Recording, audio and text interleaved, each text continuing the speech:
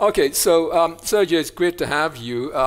You have a very distinguished career. 2 weeks ago, you resigned. You gave up your position, yeah, put it that way, as the chief economist of the European Bank for Reconstruction and Development.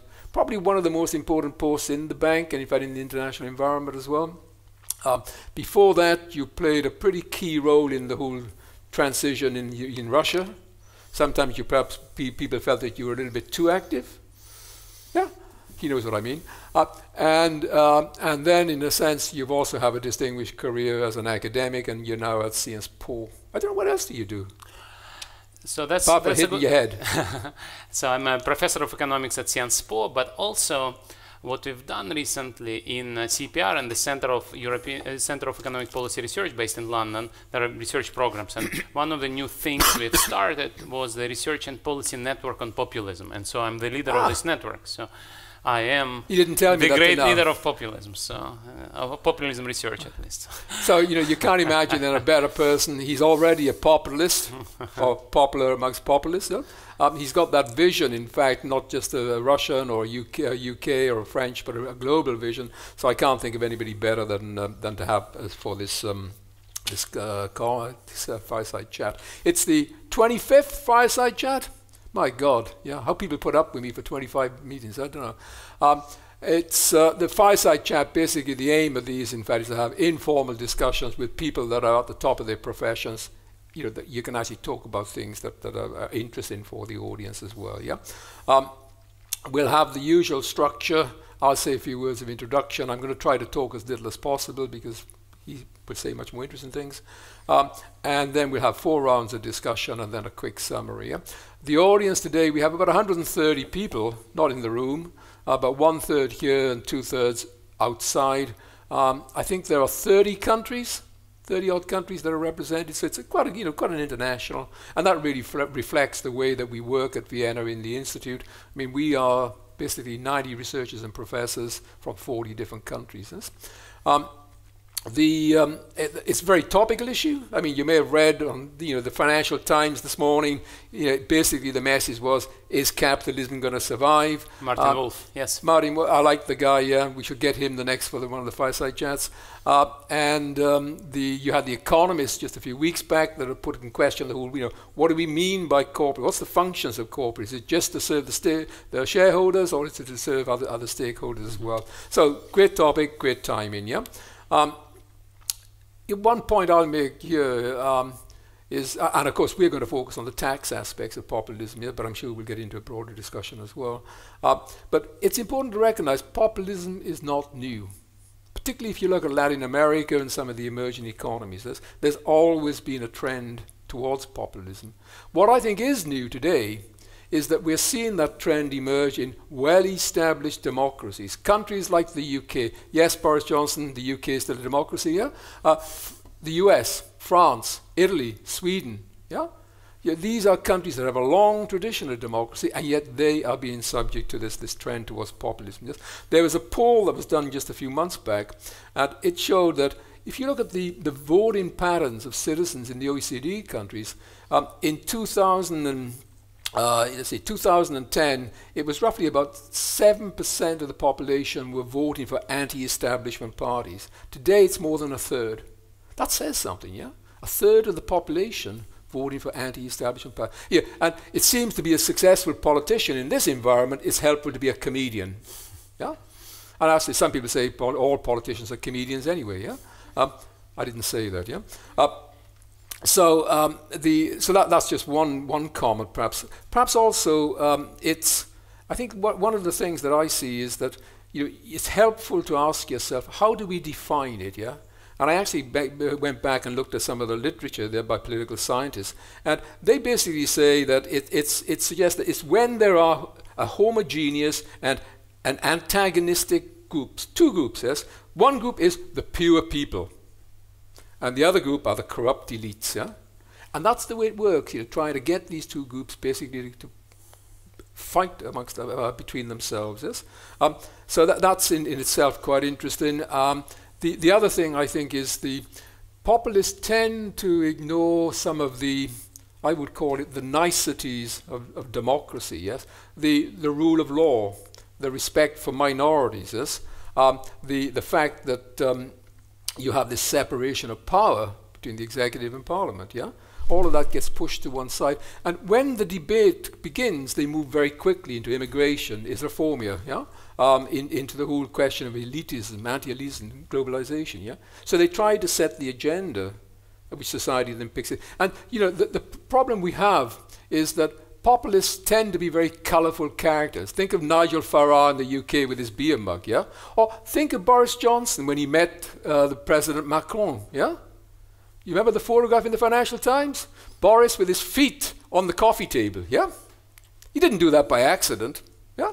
But it took President Macron about 5 seconds to get that foot off the table. And it took Boris about 18 minutes to get his feet off the table, yeah?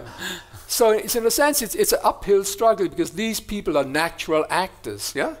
And, you know, unfortunately with social media, that counts a lot, yeah? So that's just a few words on all of introduction. I think one thing that we do need to keep in mind, you know, populism in itself may not be a bad thing. Because if it generates and encourages a greater participation, particularly on the part of young people in democratic process, in the political processes, that's a good thing. So it's really a question of how do you channel that, getting away from the negative to the positive things as well, yeah? If we look at tax, I think it's fair to say that tax has not been exempt from this trend. You can see the debate that we're having of do multinationals pay their fair share of taxes, the debate that we're having of high net wealth individuals that, you know, tend to put their money in sunny, sandy places. You know, Somerset Maugham's definition of a tax haven, a place with sun and sand, yeah? Sometimes it's mountains and lakes as well, yeah? And very well established, I won't go down that path, yeah? So the tax debate, I think, has been quite influenced by this this trend towards populism. And to me, and that's one of the things that I think should guide us when we work on tax. I mean, taxes are the price we pay for a well-functioning democracy. I didn't invent that. There was a US judge, yeah? And that's important to keep in mind, because when you talk about taxes, you're not just talking about raising money. You're talking about accountability. You're talking about getting good value for money, getting citizens engaged, in fact, yeah? The taxes are more than just about raising money, yeah? Any comments? You agree? I agree. I agree. And also the big question is whether people believe that the system is fair. And that, of course, relates to the tax system. So. And perhaps it's also, Sergei, it's you know, before you talk about tax or tax reform or tax accountability, you need to step back, and I think you asked two questions here. Are governments delivering the citizens want? Mm-hmm. Yeah? And are they doing that in an efficient way? And if the answer to those two questions are yes, you're sort of 50 to 60% on the way of getting good compliance, good acceptance of what the tax. If the answer is no, it's an uphill battle, yeah? And I mean, and there are developing countries like South Africa, where people say, why should I pay my taxes? I have to pay for private security services. I have to pay for private health. I have to put my kids, and these are normal people in private schools. Yes? Well, if the government is not providing the services, why should you pay the taxes? So there's a whole debate going on there. Why don't we move then to the first round, which is really about what lies behind the current trend of tax populism. What do you see as the drivers here, Sergio? Right, Jeffrey, thank you very much for inviting me, and sorry for this delay. As well. Yes, we'll get that fixed at some point. You're right that we need to start with the definition, and the definition you gave is actually the most important definition right now. If you ask economists about what populism is, say 10 years ago, 20 years ago, they would actually go back to Latin American populism and would say something like Dornbush and Fisher would, Dornbush and Edwards would say that this is when you have macroeconomic policy which doesn't respect macroeconomic constraints. So you kind of make unsustainable macroeconomic promises. But then the current rise of populism is different, and it is related to the definition you gave, which probably goes back to Cas Mudde's definition, or Mudde and Ravira Kaltwasser definition. Indeed, you have two groups, people and elites. Elites are corrupt, people are morally pure, and also homogeneous. Homogeneity is very important because you don't like pluralism, you don't like checks and balances, you don't like minorities. All the people are the same. And so on behalf of these people, you somehow, you rightly mentioned, it's about one charismatic leader. You stand up and you represent this mass of people. And you don't need all these parliaments, checks and balances, and so on, because people are homogeneous. Now, why do we see only charismatic leaders? Because we don't observe non-charismatic leaders. No. They just don't make it. So there is kind of a selection process, because you need to challenge this establishment. Establishment is very well established. Yeah. So in order to be successful in populist politics, you have to be charismatic, otherwise you are not in the right business. Now, there is now a debate whether this rise of populism is also authoritarian. Some populists we observe today are authoritarian, some of them are right-wing, some of them are anti-immigration, anti-minority, some are not. So we still have old-fashioned left-wing populists who ran the whole country of Greece, movement 5 stars in government in Italy. You have Podemos, which is very influential in Spain. So you still have good old left-wing populists. If you go back before Latin American populists, you can get populists in France, Puigdemont. You can also go back to People's Party in the US, William Jennings Bryan. So if you read the Land of Oz children's book, people usually think it's a children's book, but a lot of people believe it's actually it's a political satire where the cowardly lion is actually a populist leader. So in any event, so you can trace back the history, and in that case, a lot of people would agree that People's Party movement, the populist movement in the late 19th centuries in the US was actually a good movement. Yeah. Extending the franchise, fighting the corrupt elite was corrupt at that point in the United States, fighting the monopolies, fighting the trusts, antitrust legislation eventually emerged from that political debate. And you can see that debate in the US, in fact, what should be the role of antitrust? Is it just about prices, or is it about the service that's provided to consumers? Exactly. Huh? And right now we do have this debate, and we here talk about taxes, but a much bigger debate in the US is indeed about antitrust against big tech. On both sides of the Atlantic, you have very different answers to this question. Anyway, if we go back to your question, what explains the rise of populism today? So there are roughly 4 theories. So one is secular trends in economic sense, automation, technological progress, which creates winners and losers. The second would be just globalization. And again, you have outsourcing. You also create a polarized job market. Again, winners and losers. Then one-off shock of crisis. So crisis was very important, where many parts of Europe and United States and other countries were hit disproportionately high. So you have the secular trends, economic story. Then you have economic story related to crisis, kind of one-off. And that the crisis undermined confidence in the whole financial system. Exactly. Yeah? And in the government. And in the elites. As well, yeah. Because in many countries, you mentioned United Kingdom, and even in Sweden, you can actually trace back the rise of populism to counterproductive austerity measures and reforms. Anyway. And then another story is related to identity politics, to culture. And it's not probably enough to just to point to culture, to identity, to anti-immigration things without talking about economics. So people who talk about culture... He's an economist. Yeah, yeah, people would still talk about how economic shocks trigger the debate about identity and so on. And then finally, it's this technological change that provides populists with a better platform, social media, internet, and so on. So this technological change gives you a vehicle, a tool to promote more effectively, to promote a populist message.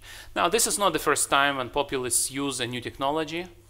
You can go back to People's Party in the US, where this presidential candidate, William Jennings Bryan, used telegraph, used railroads to move around. Do everybody understand the telegraph? It's a bit sort of... You know what that is? I'm sorry. I see a lot of young people in the room. Sorry. Then another new technology was radio. And so populists in the 1930s in the US, the radical right populists like Father Coughlin would use radio very effectively. There is now a growing understanding that radio played a major role in Nazis' rise to power in Germany. So new technology, new communication technology was used quite effectively. And then TV was used by right-wing politicians, Fox News in the US. And so right now we hope that eventually the mainstream politicians will catch up will use internet as well, but at the moment this new technology is actually there. So as an economist, I can talk a lot about all these things, but I believe in economic explanation. So. And what about the, because in a sense, one of the characteristics of the last 40 years has been the weakening of the trade union movement, yeah? Right. Has that changed the balance of power between firms and employees? That's true, and when you look at the rise of inequality, when you look at where the job market got more polarized, the job market got polarized everywhere, and since not everybody here is a labor economist, I would just say that job polarization is a trend which is going on in the last 30-40 years in all Western countries, where you create jobs at the very top of the skill distribution. So high-skilled people, people with university degrees, advanced degrees, are in demand. Their wages are growing. They benefit from technological progress. Good news for you, by the way. Yeah, exactly. Man. Good to be in a university when you hear this. Then globalization benefits you. Technological progress benefits you. And then you also create jobs at the very bottom of skilled pyramid, manual jobs, which are too cheap to automate, too cheap to outsource. But then in the middle, you hollow out the labor market. Why? Because these jobs, routine white-collar jobs or blue-collar jobs, are outsourced or automated. And so you have this inequality trend, which is driven by those fundamental factors. And if you don't have trade unions to slow down or somehow restructure this change, then of course you create inequality. But I think one of the things that's going to happen over the next 5 years, much of the technology is going to begin to hollow out the professions, yes? Doctors, lawyers, tax lawyers included, yeah? And because a lot of the routine work that's done, I mean, take tax, a lot of the routine work that a tax advisor does, computers can do it much more effectively with AI, with blockchain, yeah? And so suddenly it's going to be a new experience, yeah? It's the professions that are going to feel threatened. Right. And these are pretty well connected politically, yeah? So people who have PhD degrees usually say that their work is not automatable. So as a researcher, I can tell you this work is very creative, so I'm not scared. Yeah. But if you have kids, you always should ask them, is your occupational choice such that robots cannot crowd you out or not? And indeed, the more routine, the less creative your work is, the more likely this job can also be automated.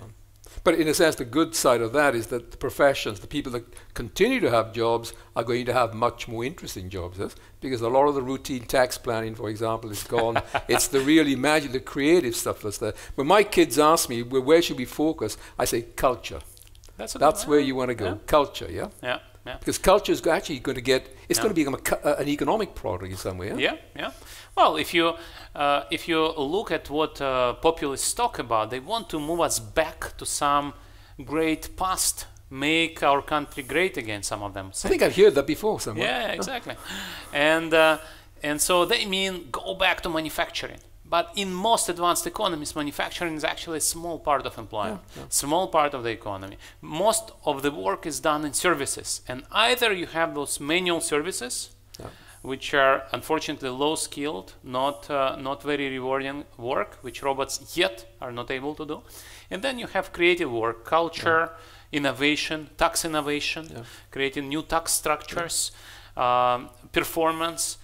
All of that, all creative work, of course, is less likely to be automated, even though robots already write not just software, but also poetry and produce art. Yeah. And what about, I mean, Wolf in the Financial Times this morning was talking about rentier capitalism, which is basically means, coming about because you have monopolies, coming about because basically there's a strong interest on the part of management in maximizing profits, your share buybacks, the whole... How does that affect this picture? So I think it's a very important problem. So he talks about this as something which is due to the capture, and we do see capture because we can observe Europe and US, and we see that there is a much stronger antitrust policy in Europe than in the US in the last few decades, and you can see how it is reflected in markups, in prices, and so on and so forth. And that is one story. But then there is another story, which is this natural trend of winner takes all. Because of this technological change, big tech, by definition, creates monopoly. You create a new technology, and now you have access to a global market. And so there is a fixed cost of invention, fixed cost of research and development, and then zero marginal cost. And so that creates a big market for you. You become a monopoly. And so this is a rent, or a quasi-rent, as economists And you actually buy up your small competitors. Just look at Microsoft or Facebook. Yeah, you see a company that's coming up, think this could be a pain for us. We'll buy it. And if you look at the amount of money these tech companies have, $1 billion, $2 billion, that's peanuts for them. Yeah. That's true. So we are talking about Apple having a couple hundred, 300 billion cash. Yeah, so it's a lot of cash to carry around. Yeah, yeah. Maybe it cannot be hosted in this room actually. Oh, well, if they want to give a donation to the university, they'd be very happy. Yeah. But just coming on the point about the winner takes all, because if you look at some of the data, you see today that the top 1% of earners in the US take 20% of income. Yeah, you could if you put the top 25 billionaires into a London bus, I think you could have about a quarter of the world's wealth there. Yeah. Yeah. These numbers are very hard to pin down, but if you actually look at the share of wealth controlled by the top 1%, top 0.1%, and so on, these numbers are actually double of what used to be 20 years ago. Yeah. It's a big difference, and this difference, of course, comes from big tech, from finance, from entertainment. These are the industries where globalization really creates much more wealth today than before. You want to watch the best movie star, not the second best. You want to use the best search engine, not the second best. And once you get to the top, the whole global market is yours. And I think that's particularly the case in the financial sector, yeah? Yeah, absolutely. If you look at the financial sector, in terms of salary, I mean, they are always led the pack in terms of paying their chief executives. And in fact, another sort of statistic here that I quite like is that you look at the ratio between the CEO's pay and the average worker. Yeah, in the US it was a ratio of 42 to 1 in 1998. It is now 347. Yeah, in the UK 48, 129. Yeah, and you ask yourself, what message does that give to society? Yeah, I mean, is anybody worth $26 million a year? I wonder. So a lot of economists would say it's a failure of corporate governance, where boards actually don't function as well as they should, and there is a lot of research, a lot of examples which show that this salary comes from the failure of monitoring management better. And I've been a board member myself in several companies, including big companies, and I can tell it's very hard to make a case that boards really function well and that shareholders can actually nominate their representatives on the boards, and the board members can control management. It's always very hard, and especially in the US. When we think about the US as a capitalist economy, the corporate governance, especially until very recently, was not functioning well. Until just a couple of decades ago, it was norm. It was almost everywhere, in every company, that the chair of the board would be the CEO. And this is something that UK, of course, changed before the US. But if you think about that, think about, I don't know, a parliament which is run by the president, right? So no checks and balances in such a company. And you can see that, in the tax area, because if you're the CEO of a company and you can engage in really aggressive tax planning, you're basically increasing your post-tax profits, yeah?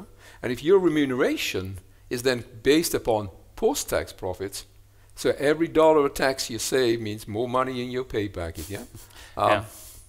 Well, then the big question is whether your incentives are long-term or short-term. So you're a CEO, you get your bonus, you walk away, then companies investigated, shareholders are punished for tax fraud or tax optimization, depending on how you define it. I like that. But then it's not your problem because you walked away with the cash. Now, since the crisis, there's been a lot of reforms, and many CEOs now have long-term options, clawback clauses, where if the company loses money because of what you did, you actually have to pay back, or you don't get your cash. So this is, I think, a good thing. And overall, we need to make sure that boards function, that auditors function, that regulators function better, and every crisis creates better regulation step by step. And so you think about the crisis 10 years ago, you think about the crisis 20 years ago, the Enron, WorldCom affairs, out of which better regulation actually emerged, and some auditors closed down, as they should have. So, I'm kind of optimistic, but we are not there yet. No. And what you mentioned, which I think is the most important global project against populism, is making sure that companies pay their share of taxes and they don't run away to offshores. So this is a project which, of course, is led by OECD, but also by G20 and G7, where you want to make sure that companies don't just race to the bottom to those nice offshore destinations and don't pay taxes. This is wrong. This is why populists are actually quite popular. They can say, look, these elites are conspiring against you, defrauding the taxpayer, and they tolerate each other, they like each other, and they're so rich that then can fund political campaigns. So this is something which needs to be fixed, and I think the good news is it's a multilateral project that is doable, and it's also popular. It's also politically supported.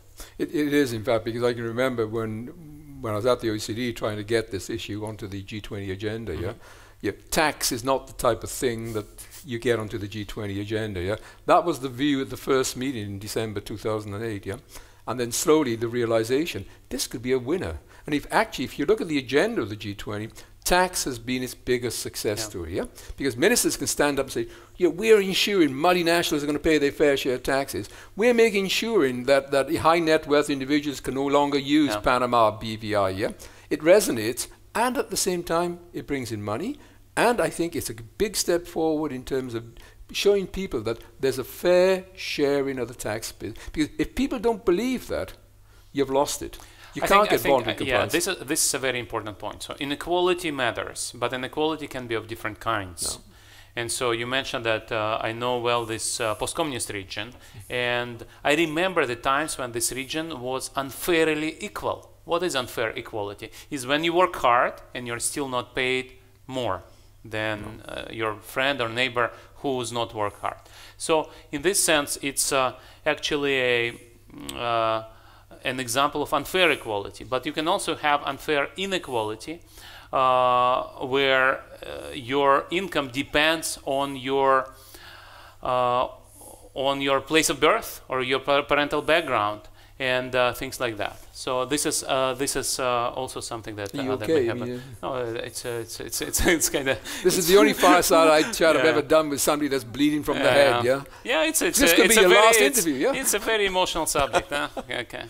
But so what I'm talking about is people need to understand that the politicians are in the same boat. Yes. And so they care for you. And you mentioned the crisis. And the crisis was a big blow where actually in many countries people understood that they should not trust the elites because elites are different and they don't care about you. But in some countries, elites actually were in the same boat.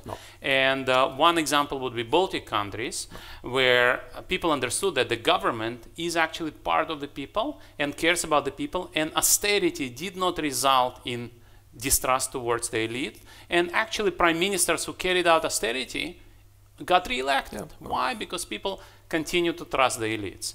While in some other countries where elites lost the trust of the people, they were kicked out. And I think partly the countries that were in that situation were there because they actually said the truth. This is how I see the situation. This is how I see what we need to be doing. And we, not just me, we need to work together to get there, And that's the way you carry the population with you. Because I think people will, they'll be prepared to react to that. If you go in and you say, look, this is not too difficult, that doesn't work. You need to be upfront with them, Absolutely.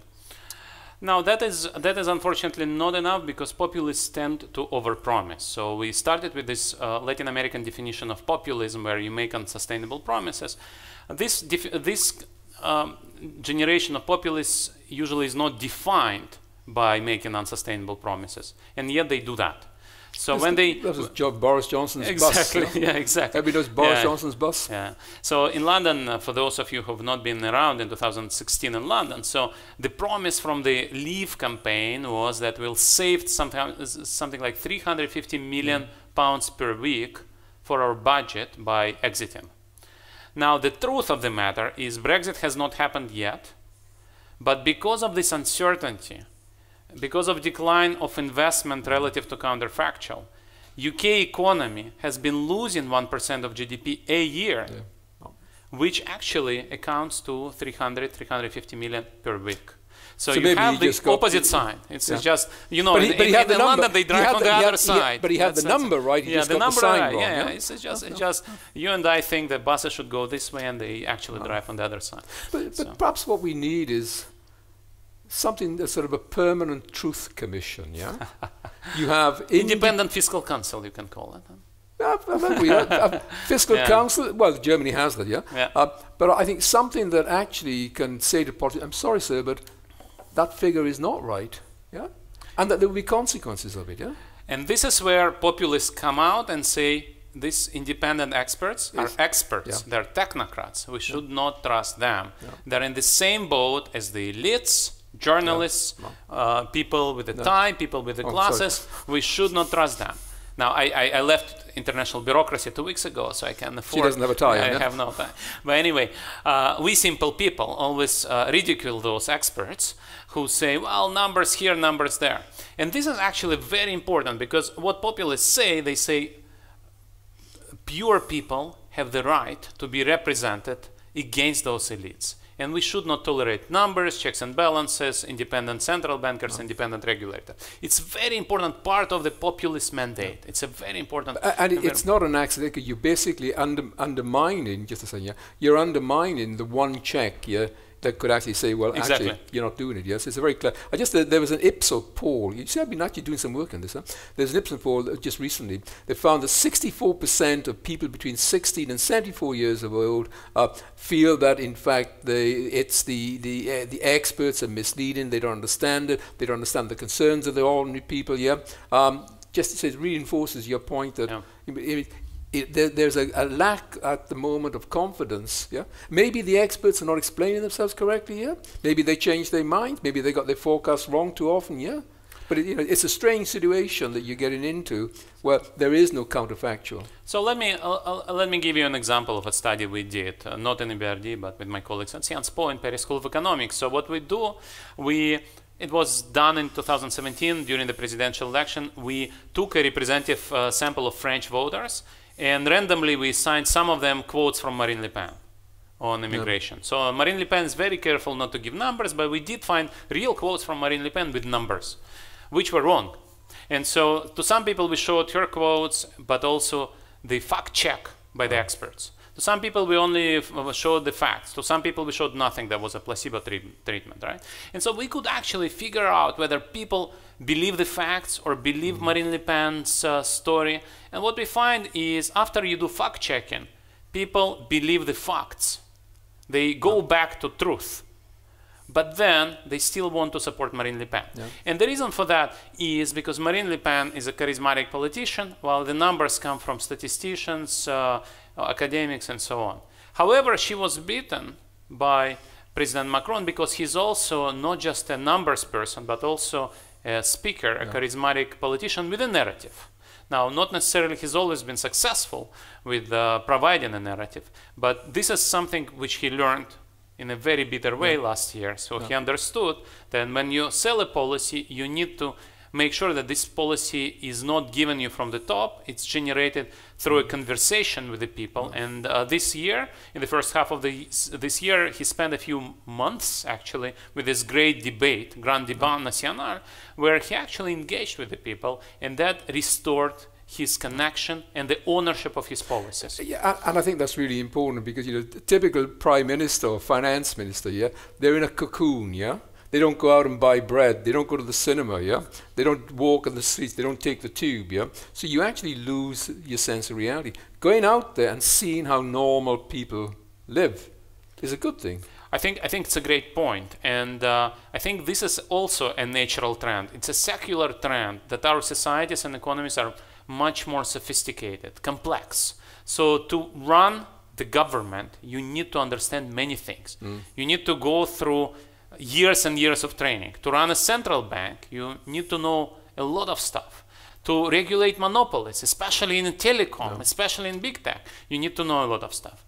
And so once you start thinking about this, who are those finance ministers, prime ministers, environmental ministers? These are people who would go to a top high school. And in France, it's really about 2 or 3 top high schools. Then you go to a Prépa or Sciences Po or Grande École, then you go to ENA, and then you become a politician right away. You have no time to waste. You have to become Speaker of Mayor or Assistant to a Member of Parliament. Then you become Member of Parliament yourself. You never see normal life. Why? Because you need to prepare for whole life to become part of this ruling elite.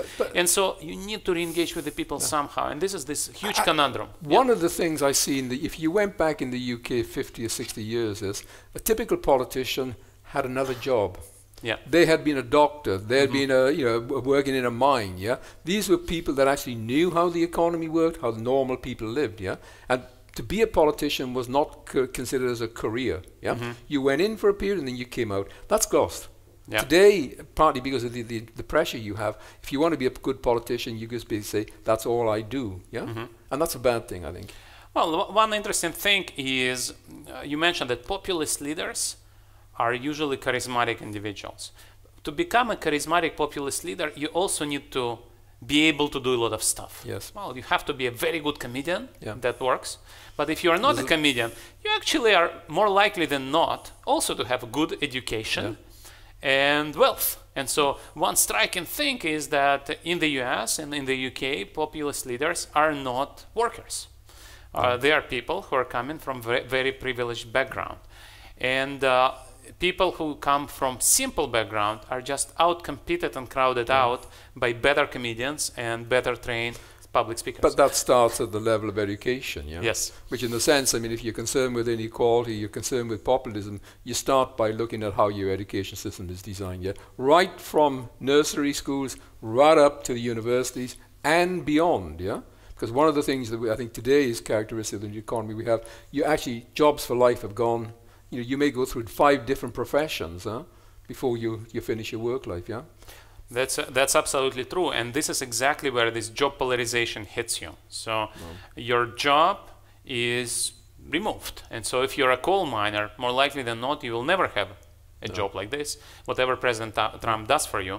If he returns coal production to the US, it still will not generate mining jobs because it will be done by robots. And the UK at one point had finance ministers, health ministers, and prime ministers that were actually miners. Exactly. Yeah. And that profession is kind of gone. So you need to get a new profession, which means to reinvent yourself. So lifelong learning is very important. And this is not the end of the story. Another story is, and this is where Europe is doing so much better than the US.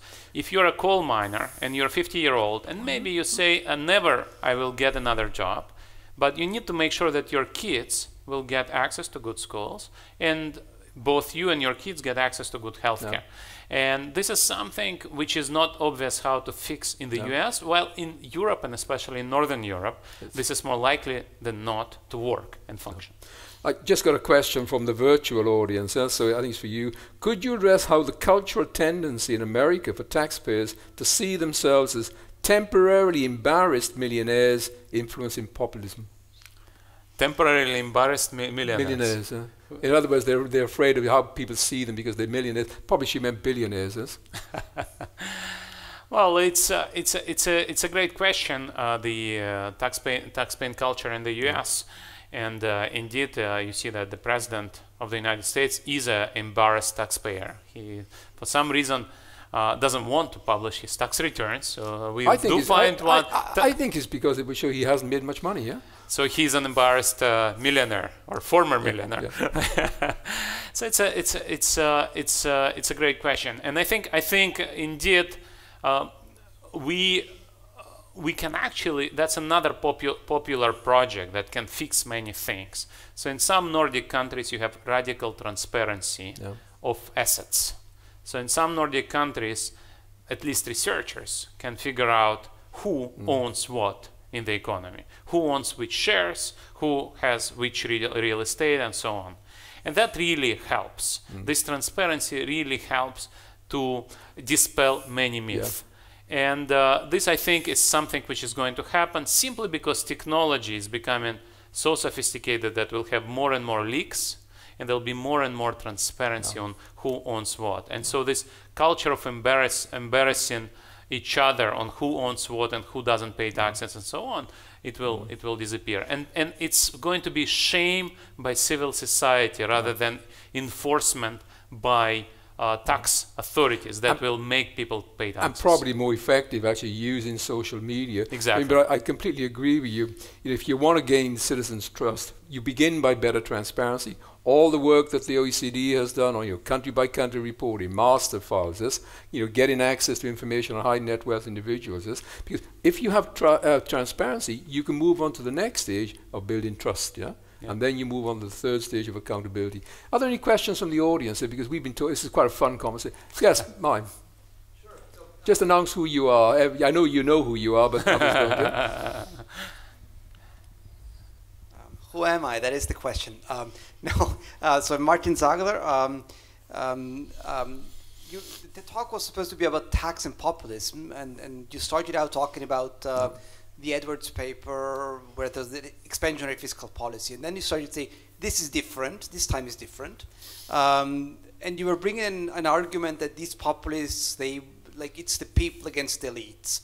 Now you, I think, are an economist. You didn't get that quite I'm an economist. You're a pretty good economist. Huh? So what we like is theory, but what we like even better is evidence. And actually we do have evidence now on the first populist parties in government doing tax policy. Now, 3 cases. I should say I'm a professor here in Austria. Jeffrey didn't mention Austria as one of the populist countries. I'm trying to keep my work. You were trying to be polite to your hosts, right? But obviously we know what they do and what they did.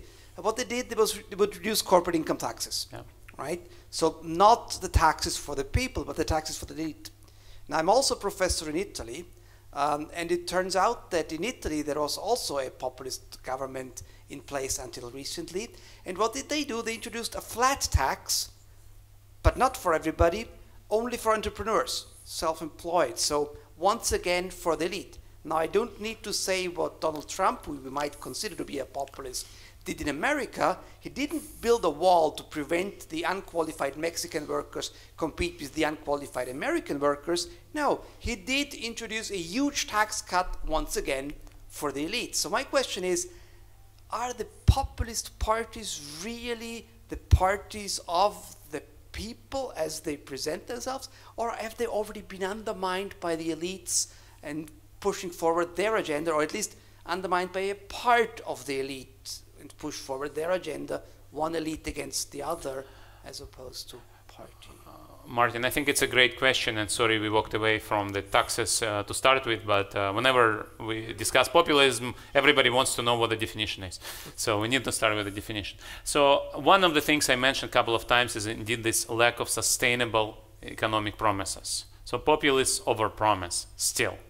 And if you look at the evidence of populists in power, so you may think about Donald Trump, and indeed there was a tax cut, there was also a trade war, and what economists usually do, they look at counterfactual by looking at similar economies with a similar level of development, how they grow. And basically what we say, there is no evidence of net gains or losses to American GDP growth because of Donald Trump's policies. So you cannot actually see the difference between Donald Trump's coming to power or not. The trend is the same. Basically, and it's controlling for all kinds of things. Trump has not destroyed American economy, has not accelerated American economy. On Brexit, as I said, 1 percentage point per year. That's the cost of Brexit for now. Brexit has not happened yet. People may not know that, but Brexit has not happened, but already the cost is 1% a year. Now go to Hungary. So Hungary has managed to roll out pro-fertility policies. The fiscal policy was more or less conservative. Right now Hungary is growing, but it's not growing faster than similar countries. So Hungary is growing a little bit slower than other countries, but not much slower. So no miracle, no disasters. Poland, where populist government is in power for 5 years, Poland is actually doing well. And some people would say it's because of luck. Part of luck is influx of Ukrainian qualified cheap labor. So we are now talking about something like 2 million Ukrainians working in Poland. It's a huge number. And then you would also say it's because of good fundamentals of the previous government. And then you would say this populist government did something which indeed you would not expect it to do, but it started to collect VAT. It's not changed the taxes. It just started to enforce the tax policy. And that paid for their promise to give money to families. So their main promise was to give something like 150 euros per month to families with kids per kid, which for Poland is a non-trivial measure, especially for poor families. So this is something that that populist government in Italy is doing in the south, right? So it's a conservative, pro-family, but also anti-poverty policy, which if you ask me how to do anti-poverty policy, I would do it differently, but it's still, there is evidence that really reduced poverty in Poland. So it's a mixed picture what populists do in power.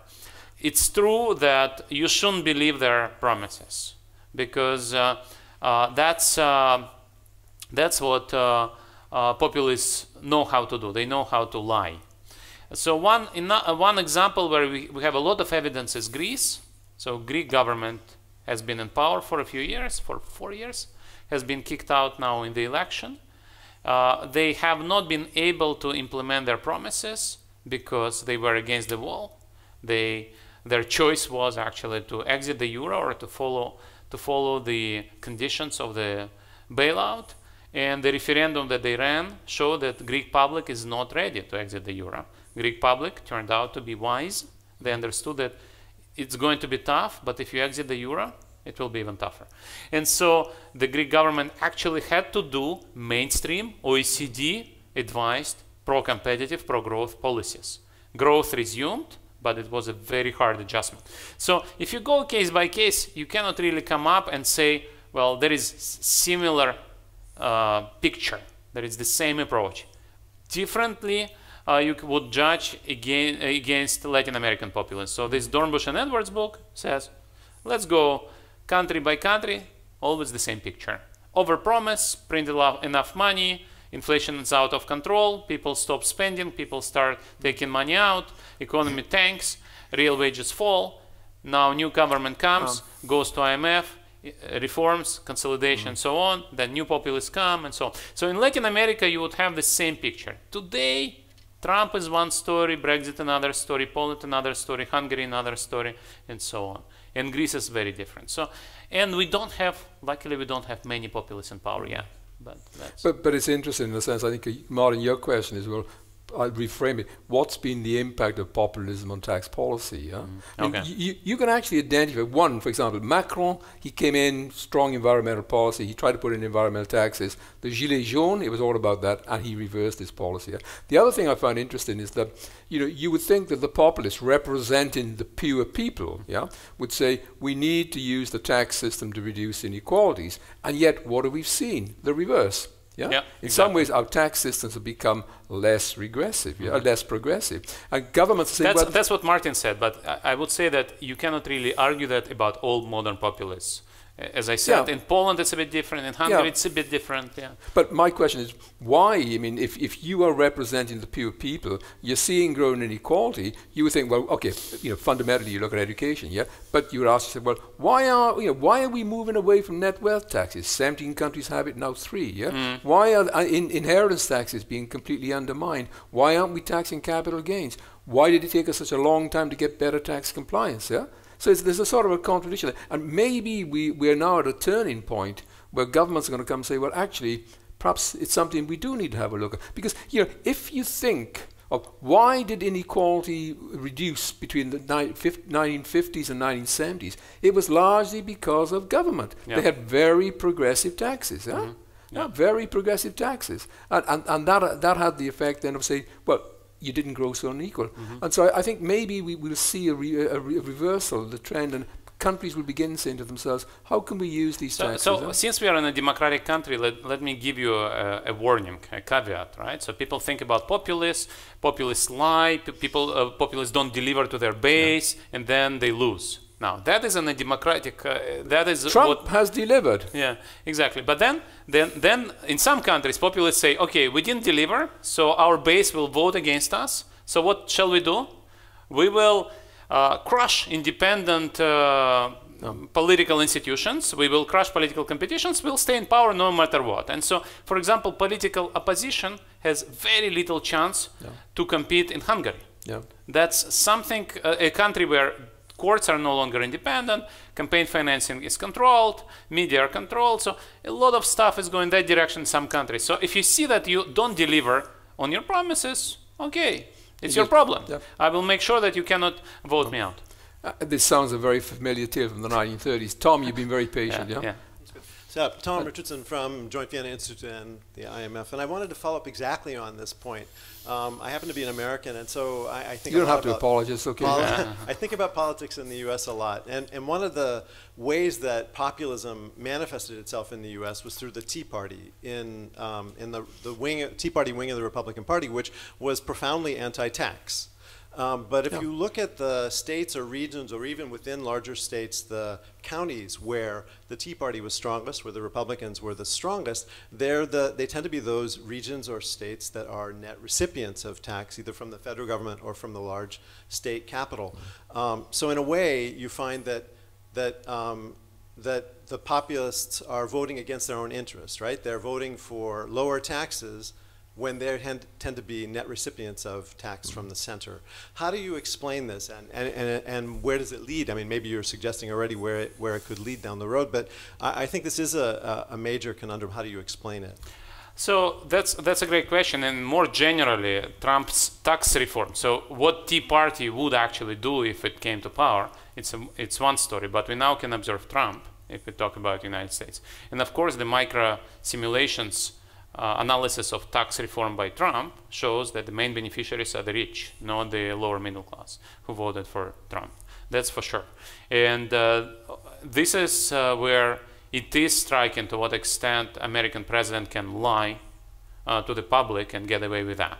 And it is probably because he is a very charismatic speaker, Twitterer, and maybe the rise of new media really changed the game. But it is striking to what extent he can make promises he's not going to deliver on and get away with that. So it's something which brings us back to why we are doing what we are doing. All of us need to teach more economics, and Joint Vienna Institute does. And so we need more people to learn more economics to understand where people's economic interest is. There is a lot of research, unfortunately, which shows that rational voter is a myth. Unfortunately, when people vote, they don't fully figure out what the policy platform is all about. One thing I wanted to mention before answering this question is President Macron. I think this is a very big deal, and we just had a discussion with one of his advisors. So this carbon tax is something which needs to be done. And yet, if you think about carbon tax alone, of course, it's regressive. Because you think about educated professionals, they live in big cities, they benefit from public transportation, they suffer from pollution. So for them, carbon tax is a gift from the government. And of course, it's a tax, diesel tax. It was a diesel tax, not a carbon tax. Diesel tax, of course, is a tax on suburban workers who need to travel. 80% of the cars in France are on diesel, yeah? Yeah. Not more, yeah? And so whenever you want to impose carbon tax, of course, that was a big lesson. You need to redistribute back to people who will suffer more. And now there is, because of that experience, there is a consensus in Europe and in the US. We need carbon tax, but the carbon tax needs to be redistributed back to people who suffer. And the big petition among American economists, the big consensus among American economists, there is this letter which is signed by several thousand of American economists, which says we need a carbon tax or whatever, $40 or $2 or $50 per ton, I don't remember, and the receipts should be redistributed back on per capita basis. And then it will be a progressive policy rather than regressive. And I think, in a sense, I get very frustrated when you focus on one particular tax and ask the question, is it progressive or not? You have to look at the whole tax system. And you can say parts of the tax system are there basically as revenue raisers, the VAT, yeah? Other parts are there to be more progressive, yeah? And you should go beyond that. You should ask, what's the overall impact of government on the distribution of income and wealth, yeah? And that requires looking at the whole tax system, the expenditures, and regulations. I mean, in some ways, you could minimum income tax, minimum wages, okay, are perhaps one of the most effective ways you can use that. So it's the whole picture. So I'm quite comfortable when people say the VAT, it's not progressive, maybe mildly regressive. That's okay. If that raises enough money so I can finance social benefits for kids, for with families with children, for pensioners, I'm happy with that. But you have to sell it. Yeah, I think eventually, as I said, voters cannot really go into details of tax proposals. And then you sell, essentially what you sell is the overall micro-simulation analysis of the whole thing, of the whole package.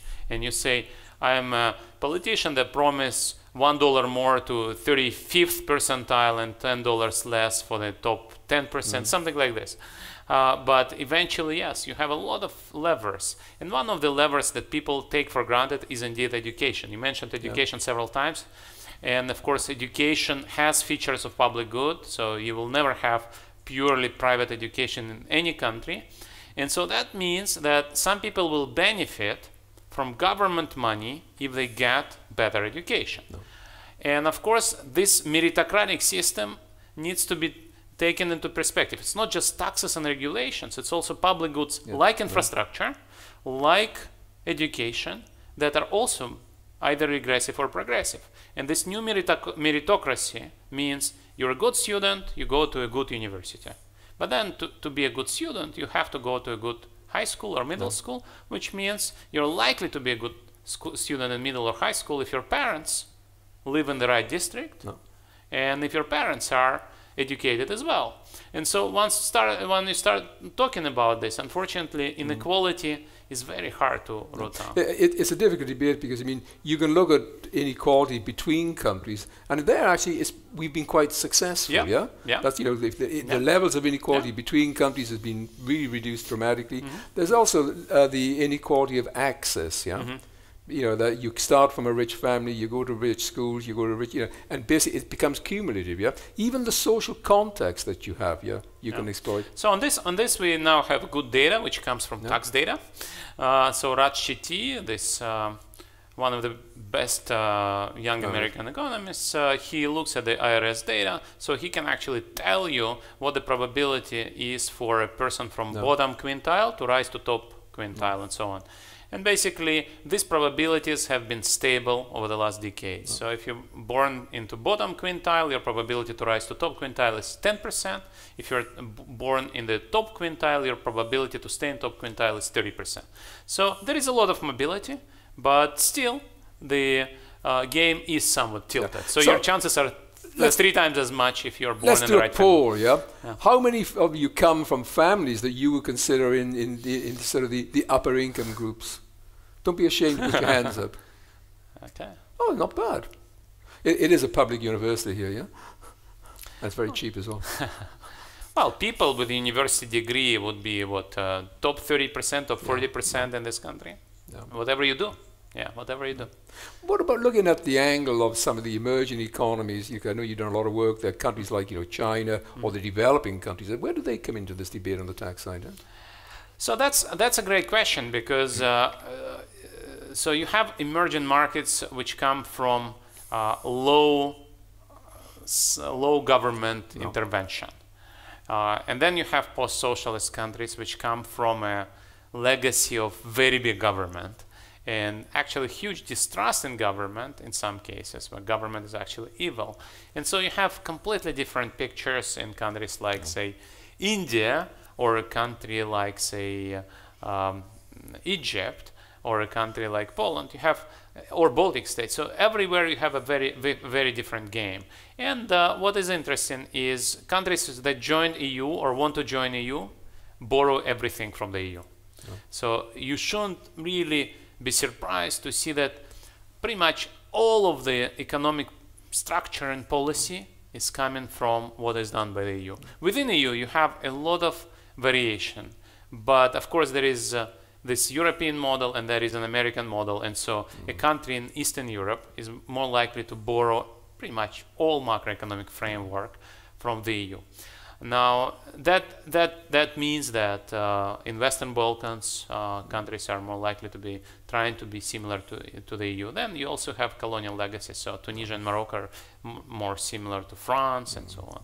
So there is a lot of variations through those countries.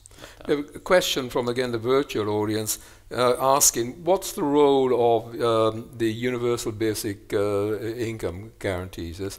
Because in a sense, I mean, people have been saying if we're moving into a technological age, that's going to wipe out jobs, you know, the whole question of robots. Perhaps the time is where every person, single person, should get a minimum living subsidy, yeah?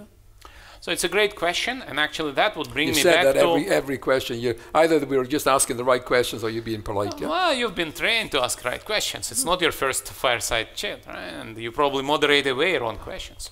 So on universal basic income, I will actually come back to one very important experiment in an emerging economy, Iran. Actually, people don't know that, but the biggest experiment of universal basic income was done in the Islamic Republic of Iran a few years ago when they removed food and fuel subsidies and moved to cash subsidies, right?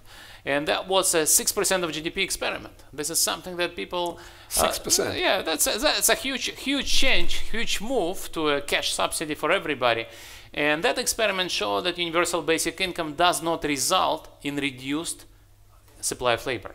So this is one of the big counter arguments against universal basic income. If you get cash, you stop working. And in Iran, they first rolled it out for part of the population, then later for another part. And so you can actually look at difference in difference, and you can see that the impact on work supply was 0, and in some cases actually going in counterintuitive direction. But basically, if you give people, when in Europe they talk about 600 euros per month or 700 euros per month, well, that's enough to live, but it's not enough to be happy. Yeah. And so people still want to find a job.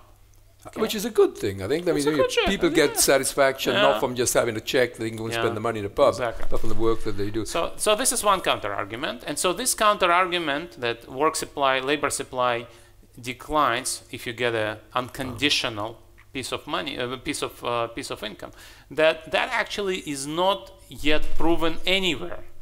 Experiment in Finland, no impact on labor supply. Experiment in Kenya, $20 per month, no impact on labor supply.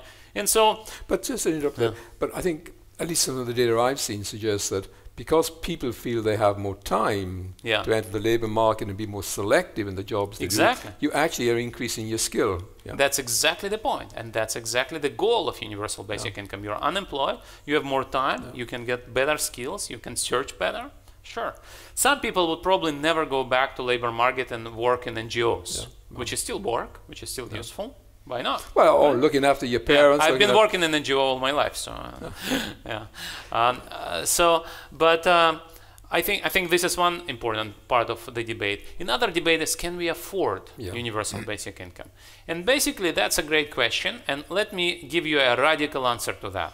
If you remove all other benefits, all other social support, then yes, in all Western countries, you have enough money to make sure that people get universal basic income. Why? Because today, already with this inefficient, complicated social support system, we still have nobody dying of hunger, right? We still provide pretty much everybody we want to provide support to. We provide enough support to survive in the West. Which means if we rearrange this support in a more transparent way, removing bureaucracy and red tape involved, which supposedly should generate some savings, and just give everybody whatever you save on this, on the social benefits, then it should be enough. So in that sense, there is enough resources if you replace everything else. And then there is a lot of debate whether you should give universal basic income on top of existing social benefits or not. No country can afford that. Really. It's just a bit too expensive. I mean, in a sense, I mean, that's very consistent with Moody's vision for India, or moving towards it. Because there's an enormous saving in terms of bureaucracy that you have here. You get electronic account for every citizen. Everything you can. But the great thing about new technology is you can administer universal basic income in a much easier way. And in a sense, it's not a new concept. You know, the country that came the closest 20 years ago to introducing this. Guess which? The US. Reagan almost signed in a university. He didn't call it that, but that's what it was. Yeah? Which is interesting, yeah? And in a sense, I mean, you can see a certain logic there for Republicans to do this that. Is a libertarian policy. Exactly. And that's a policy. It's not just a leftist, extreme left policy. It's also an extreme right policy. You don't like government. You don't like those bureaucrats deciding who gets the benefit and who doesn't. Elites. Instead, you just say everybody gets $1,000 per month. That's the American level being discussed. So that's a great policy. You eliminate bureaucracy. What's not to like? Tea Party should like it. Well, yeah, you've got a lot of unemployed civil servants, but that's okay, yeah.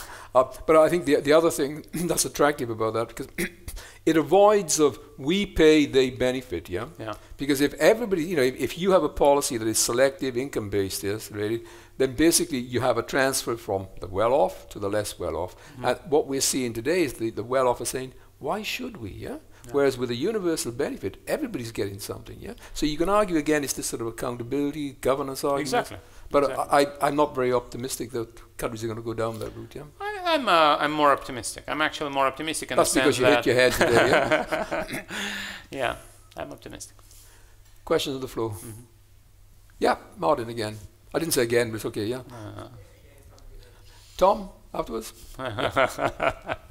Glad you two came, I mean. I think you have to have that kind of glass to talk in this audience. You don't have a time. You look like elites, I must say. Yeah, we are actually. Right. So on universal basic income, I mean, general equilibrium effects, right? I mean, there are people working in shops in Austria earning 700, 800 euros a month.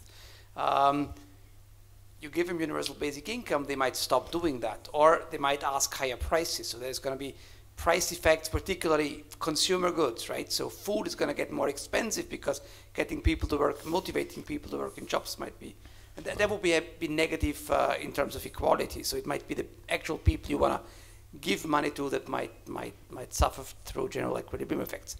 Women who earn less than men might be the first to leave the labor market. That might be once again something that we really don't want to have. So I'm not so could jeopardize a lot of marriages. Well, actually, so let me mention the marriages issue. So this job polarization is now, which is observed in the U.S. There is a paper which shows that it really hit marriage market perspectives of lowly skilled American males. That's actually a major effect because of China import shock and automation. Coming back to your question, I fully agree with your analysis of general equilibrium effects. And so for me, it's actually a good thing for equality, because if you're a low-wage employee, that means your wage will go up, as you rightly said, because your bargaining power is going up. And if you pay me 1,000 and I can get 700 without working, I will not work for you until you raise my salary. And so this general equilibrium effect should actually increase wages. You're right that some of these jobs will be eliminated, and that will be a push for investment in productivity. And what is strange is, while we have this debate for many years now, there is no consensus general equilibrium calibrated model of those effects. The experts again. Tom. Oh, so I'll take the young lady there if you don't mind, because she hasn't spoken, yeah? To be fair, I did ask the universal basic income question. Sorry. Oh, you asked the question? Yeah. Oh, you're cheating. You're not supposed to use that online if you hear you. But okay, go ahead. Worked. Just in response to that, I mean, isn't universal basic income the idea that you're finally paying part-time workers, or especially women who actually work at home and aren't paid for that right now? So even if they leave the labor market, at least they're being paid for these unpaid hours, right? Yeah. Everybody gets paid, whether you work or not, whether you work part-time or not. You still get paid. It's a sort of sophisticated form of minimum wage. Yeah, well, sort of. Minimum wage assumes you work. Yeah. But in basic income, you can just think. Yeah, you can be. Tom, you got two mics now. I have two mics. Yeah. Oh wow! Wait. These experts are very good. These elites always try to dominate the public fora. Yeah. The elite gets in control. Actually, so basically I wanted to ask a question about humility for us as economists, right? I think about all the times that I taught trade theory and taught intermediate economics, introductory economics, and we always talk about gains from trade, the advantages of specialization, Ricardo, all this kind of stuff, and at the end we show as social welfare functions move out, we say, and of course there are some distributional effects, but they can be solved with lump sum transfers. I mean, I must have taught that dozens of times over the years, and I think all economists have taught that kind of thing and learned that kind of thing and taught that kind of thing over many years. But actually, all of the globalization, the rapid growth of technology over the past 2-3 decades, really has been without lump sum transfers, and to some extent that explains Trump or Brexit or Orban or whatever. And I'm kind of wondering what responsibility do we as economists have for teaching a nice theory, but then forgetting about it when we go home at night, and in practice the politics doesn't deliver. You've spoken both eloquently about how this could work, but how will it work, right? We have to find a way to make it politically happen. I fully agree with you, and I guess there is a different answer to this question in the US and Europe. And in the US you have the TAA, the transfers for workers displaced by trade, which is very moderate, yeah, small, limited. While the welfare state in Europe is much more generous, and there is this argument by Roderick, who says that actually welfare state in Europe is a function of all these shocks. So Europe is actually not anti-trade. In Europe, populists are not against trade. Even Brexiteers are not against free trade, right? And in a sense, in Europe, trade is much more popular than in the US. And in Sweden, it's very popular because workers know that they get access to training, support, and so on. Sorry to interrupt, but you're right, and I fully agree on the humility point. And I think what is scary is that we teach this model and we say national governments should fix that, and it's not my job, and then national governments don't do that, and Yeah, I think partly it's also the transitional costs are borne by a very small proportion of the population, generally in geographical areas that are pretty poor. Yeah, it's also geographic concentration of losses of trade. Yeah, exactly. And you just say, oh, it doesn't matter. This town has disappeared from the map. Yeah. But then Roderick makes this very important argument on this. So he says the more globalized you are, the lower the marginal benefits to globalization, right? Yes. And this, since you're closer to the optimum, there is a square law, right? So the gains are actually going down very quickly, while the needs for redistribution are linear. And so if you assume some cost of redistribution, say 15% or 20% friction, then at some point further globalization makes no sense, because redistribution needs are so large and gains are so small. Then even though you have huge net gains, they're still much smaller than huge redistribution gains. But it does depend on the openness of the economy. I mean, the US is a pretty closed economy. Yeah. Whereas Sweden, Europe, we are a big United Kingdom. Yeah. But there's a question from the floor, because in a sense, I've been a very bad chair here because I don't think we've got past our first round. Yeah.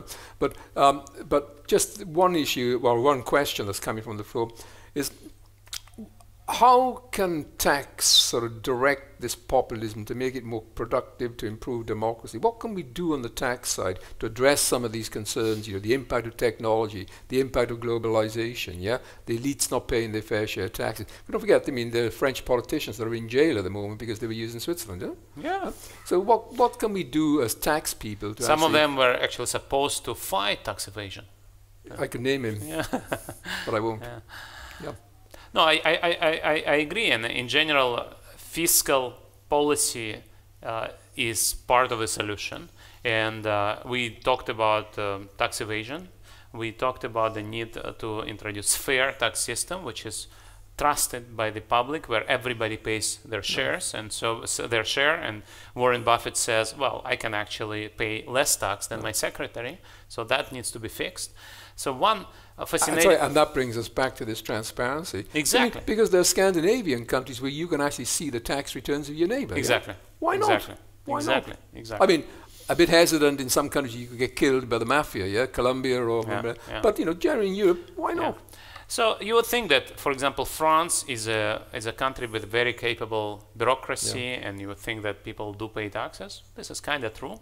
But then there is this wealth tax, which has been very popular, and its abolition by Macron was very unpopular. And then some people are now saying that we will do an evaluation of that tax, and the government will give researchers data. It's not going to be globally transparent. It will be transparent for researchers, probably anonymized. And the rumor is that you will find out that millionaires pay this tax, used to pay this tax, and billionaires have never paid this tax. So these are the issues that need to be fixed. And it's not. I'm not going to say we need VAT at 15% or 20%. What I'm going to say is, if you want to fight populism, you need to make sure that everybody pays taxes on the books already. And that the tax system itself is perceived as being fair, But I think when we start this debate, as I think we will, on the role of wealth taxes, the role of inheritance taxes, we must recognize, we mustn't be sort of locked into past perceptions, because one of the big arguments against these taxes, apart from the economic one, was we can't do it. We don't know which people have their assets offshore. That's gone now with the OECD work. That's gone. The other is too difficult. How do you track these assets? That's where blockchain comes in. So the combination of tax transparency and technology actually requires us to reevaluate why do we have these taxes? How do we make them more effective? And the one criteria I get really pissed off with is they raise money. I don't care whether they raise money or not, because a wealth tax, that is a backup for a personal income tax. No, of course, the inequality of wealth distribution is much higher than inequality of income distribution. And of course, inheritance tax is the most fair tax. You want to give people equal start when they are born, and so inheritance tax is, of course. Well, and it's even good for rich families. Your children can no longer rely on having so much money. They got to actually do things for themselves. But then, if you ask yourself as a parent, I would be against it. If you ask yourself as a parent, do you actually? Is the incentive there for you to work harder because you could give some money to your kids? And of course there is. And so you don't want 100% inheritance tax. Level, You are still in the world of having read Piketty 1, but there is now Piketty 2.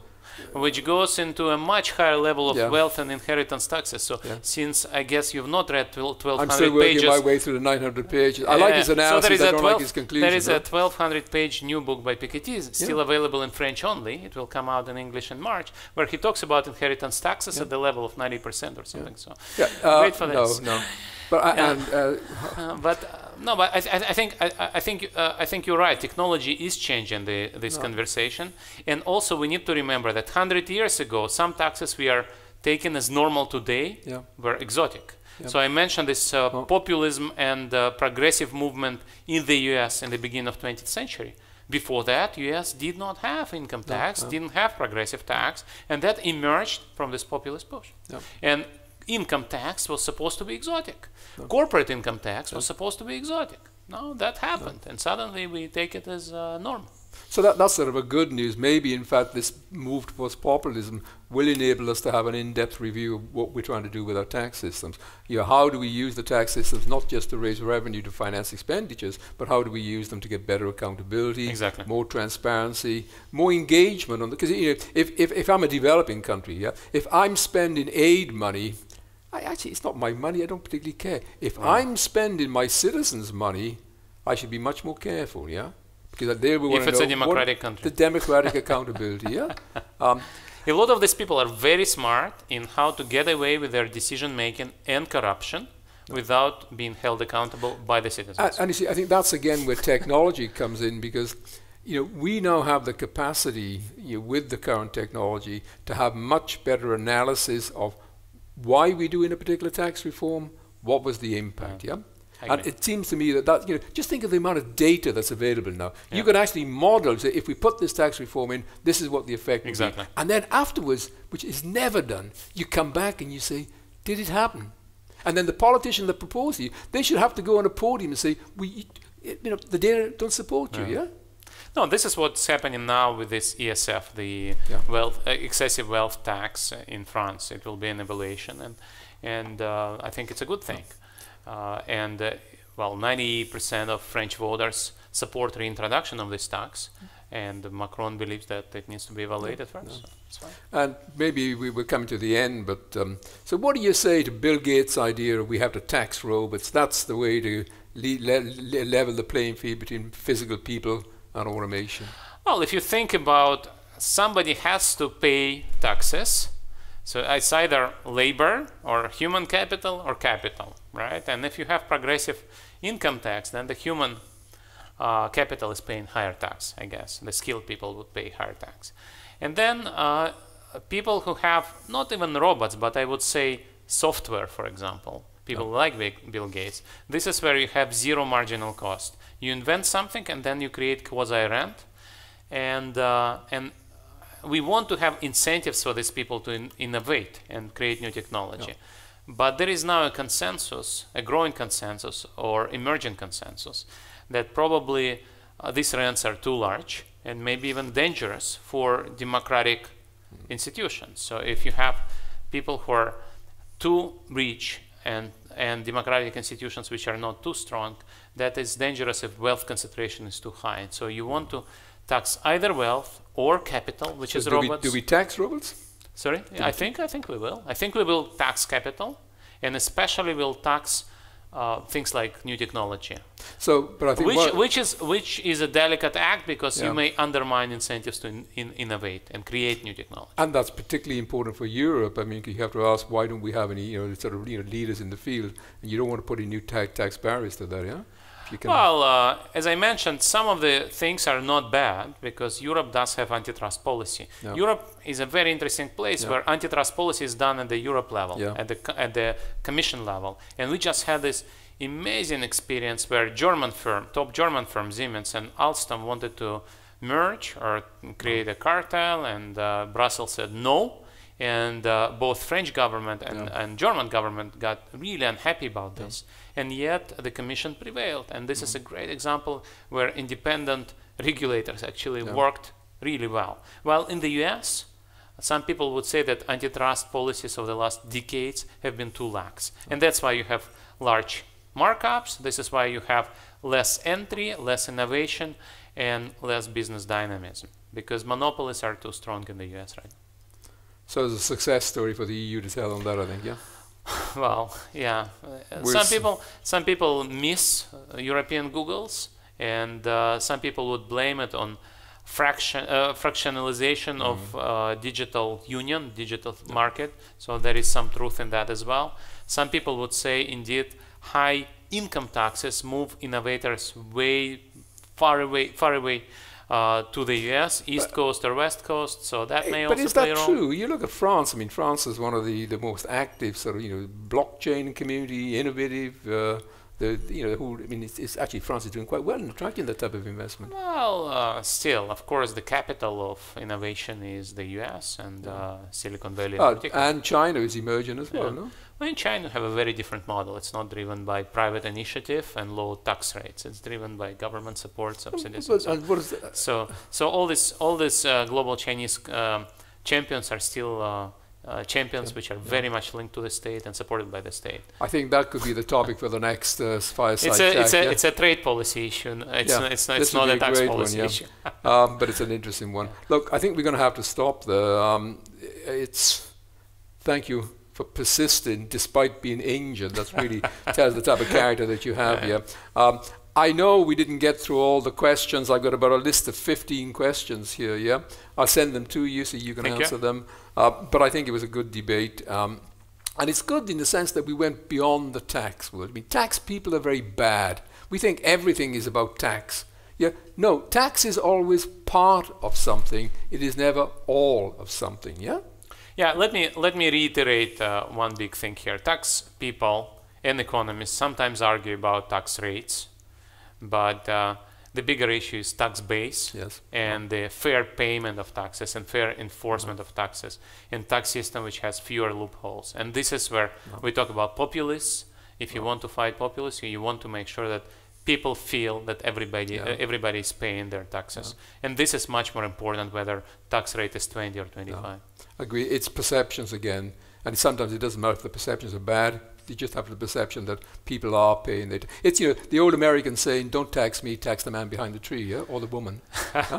Look, that's great. Thank you very much for doing that. I'd just like to thank some of the people. Milena, stand up, because we really have to thank you. Clap, because she did a great job. This is her first Fireside Chat, yeah? Very big success. The technicians who have been very, very supportive. This is not the easiest room to get the acoustics right. The next Fireside Chat will be on the 17th of December. We'll have Fabrizio La Percarola, who is currently the Director General of the Italian Ministry of Finance, so the top tax official there. Even more important, she chaired for many years the EU Code of Conduct Group, yeah? So that'll be a great one, and hopefully maybe in November we'll have Chip Harper, who is the guy that leads the whole tax debate from the US Treasury, yeah? So quite a few meetings are coming up, thank you again very much. Thank you very much. Thank you. Thank you.